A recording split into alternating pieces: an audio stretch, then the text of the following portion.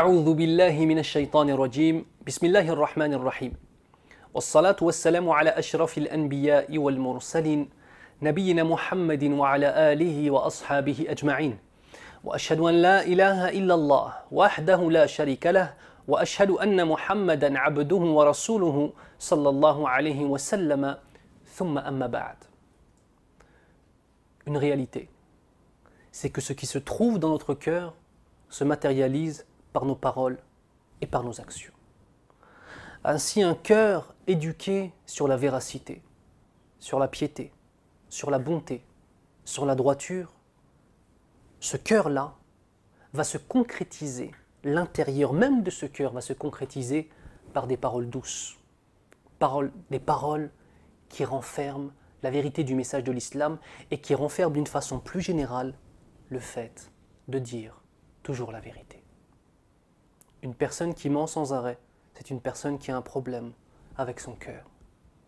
Une personne dont le cœur est pur, forcément ses paroles sont pures et forcément ses actes seront purs, incha'Allah ta'ala. Nous devons de nous rappeler que chaque parole que l'on dit, lorsqu'elle est bonne, est écrite par l'ange de la droite. Et lorsqu'elle est mauvaise, est écrite par l'ange de la gauche. Le fils d'Adam, parfois, dit une parole qui pourra le faire chuter en enfer, sans même qu'il le ressente. Subhanallah. Regardez la responsabilité qu'Allah Azza wa Jal a mise sur nous. Regardez à quel point le musulman ou la musulmane sont des êtres responsables, sont des êtres intelligents. La moindre de tes paroles peut te faire accéder au plus haut degré du paradis. Parfois, une seule parole, une seule bonne parole, un seul conseil, parfois un seul sourire. Mais de la même façon, une seule parole, un seul mauvais conseil, le fait d'appeler les gens au mal peut te faire tomber au plus bas degré de l'enfer. Allahumma ahfadna min dhalik. On demande à Allah Azza wa Jal qu'il nous préserve de cela. Le prophète sallallahu alayhi wa sallam nous dit Inna as-sidqa yahdi ila al-birr. Certes, le fait d'être véridique guide vers la piété. Et certes, la piété amène et guide vers le paradis.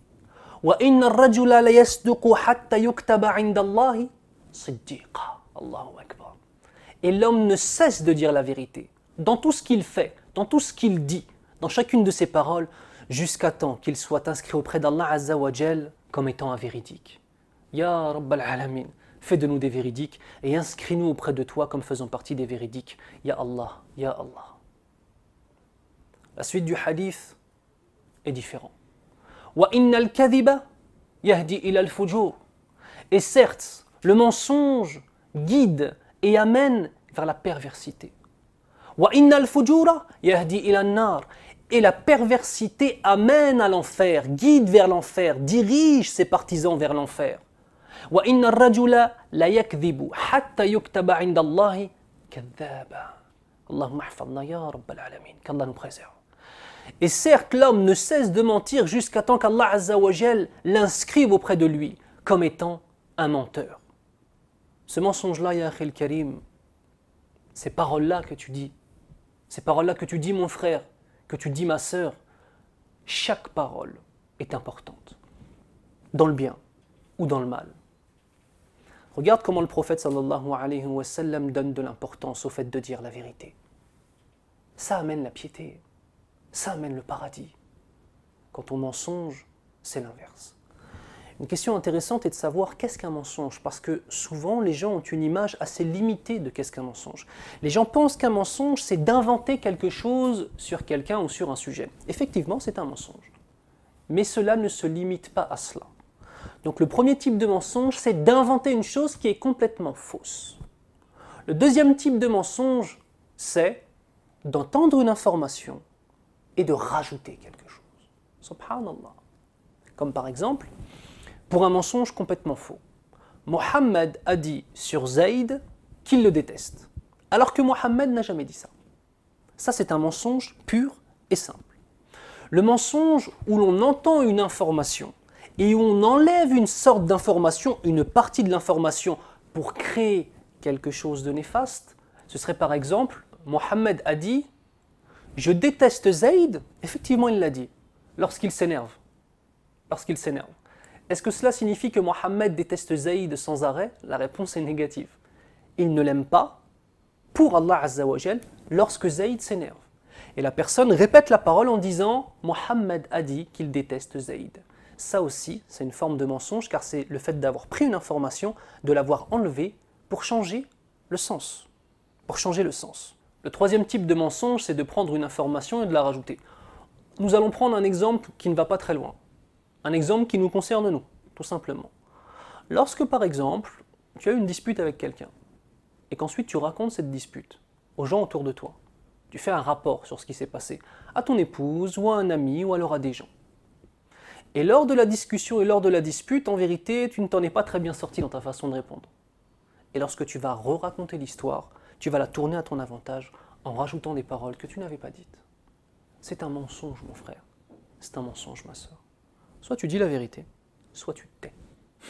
Tout simplement. Le prophète sallallahu alayhi wa sallam nous dit Ana za'im bi baytin fi rabadi al-jannati liman taraka al-mira'a wa in kana muhiqqan.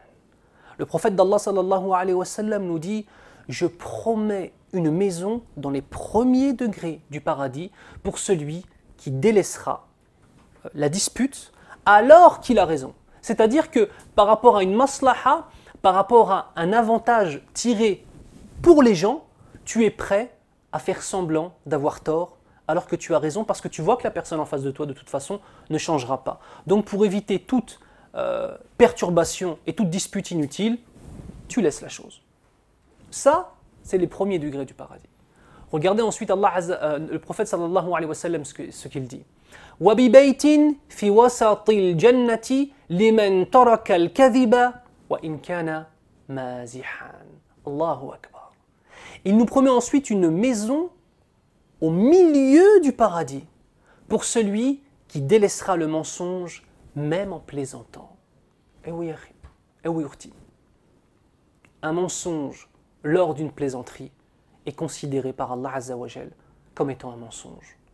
C'est-à-dire que la pureté du musulman est dans tout. Aussi bien dans les paroles sérieuses que même dans les paroles où il plaisante. Il n'y a pas de mensonge. On ne fait pas semblant d'eux. Subhanallah. Il y a d'ailleurs, subhanallah, cette histoire qui est connue du prophète sallallahu alayhi wa sallam, où une vieille femme vient interroger le prophète sallallahu alayhi wa sallam et il lui dit « Les vieilles comme toi ne rentreront pas au paradis. » Subhanallah. Imaginez-vous le prophète d'Allah Azza wa Jal qui vous dit ça. Cette femme s'est retrouvée dans une situation extrêmement difficile. Puis le prophète sallallahu alayhi wa sallam de sourire et même de rire et de lui dire car effectivement, toutes les femmes du paradis sont jeunes et belles et il n'y a pas de femme qui soit vieille. Même dans la plaisanterie, le prophète sallallahu alayhi wa sallam ne mentait pas. Ne mentez pas. Et la dernière partie du hadith c'est wa bi baytin fi a'la al-jannati liman hasuna khuluquhu. Et il nous promet à la fin du hadith une maison au plus haut degré du paradis pour celui qui va parfaire son comportement. Et ce mois de Ramadan est une occasion pour nous de nous éduquer, à délaisser le mensonge, à délaisser les insultes, à délaisser les mauvaises choses aussi bien dans nos paroles que dans nos actes. Alors mes frères et mes sœurs, comprenez bien une chose, c'est que le mois de Ramadan est une occasion de changer, est une occasion de poser des graines qui vont fleurir tout au long de votre existence. Le but, ce n'est pas simplement de délaisser le mensonge pendant le mois de Ramadan, non. Le but, c'est que le mois de Ramadan soit un moment qui va te motiver encore plus à le délaisser. Et que ce soit des étapes supérieures dans ton existence et dans ta spiritualité et dans ta relation avec Allah subhanahu wa ta'ala. C'est ça qui est important. Que le mois de Ramadan soit une école, que l'on s'améliore et que l'on change.